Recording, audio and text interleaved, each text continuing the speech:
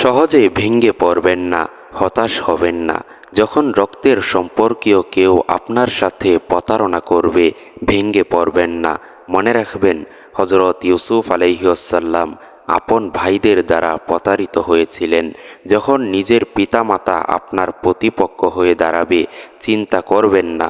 মনে রাখবেন, হজরত ইব্রাহিম আলাইহিসসালাম নিজ পিতার মাধ্যমে আগুনে নিক্ষিপ্ত হয়েছিলেন। যখন কঠিন বিপদে পতিত হবেন এবং বের হয়ে আসার আর কোনো উপায় খুঁজে পাবেন না, ভেঙে পড়বেন না। মনে রাখবেন, হজরত ইউনুস আলাইহিসসালাম মাছের পেটের অন্ধকার হতেও উদ্ধার হয়েছিলেন। যখন অসুস্থ হয়ে পড়বেন, বিছানায় ব্যথায় কাতরাতে থাকবেন, মনোবল হারাবেন না।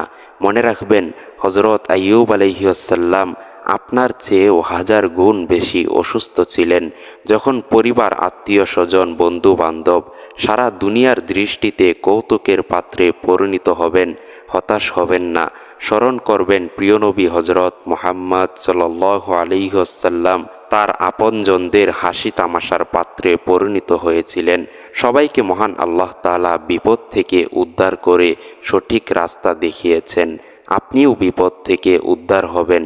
ভরসা রাখুন একমাত্র আল্লাহর উপর।